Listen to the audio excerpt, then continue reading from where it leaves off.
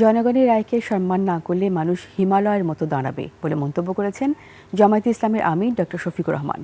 নারায়ণগঞ্জে মহানগর জামায়াত আয়োজিত কর্মী সম্মেলনে তিনি বলেন, জুলাই আন্দোলনের আত্মত্যাগের কারণে দেশে একটি সুন্দর নির্বাচন অনুষ্ঠিত হয়েছে। তবে ভোট গণনা ও ফলাফল ঘোষণার প্রক্রিয়া সুষ্ঠু হলে 11 দলীয় জোট বিজয়ী হতো বলেও দাবি করেন তিনি।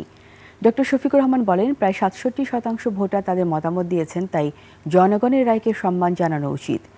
গণতন্ত্র রক্ষায় জনগণের মতামতের মূল্যায়নের উপর গুরুত্ব আরোপ করে তিনি বলেন, মানুষের রায়কে উপেক্ষা করা হলে জনগণই তার জবাব দেবে।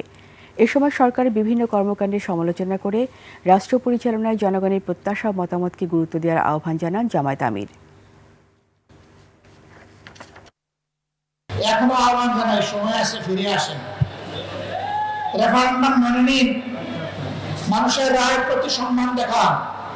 নইলে মনে রাখবেন, মানুষের রায়কে উপেক্ষা অগ্রাহ্য করে জোর করে যদি শাসন ব্যবস্থা চালাতে চান, এই জনগণ আপনাদের সামনে হিমালয় পর্বত হয়ে দাঁড়ায় যাবে।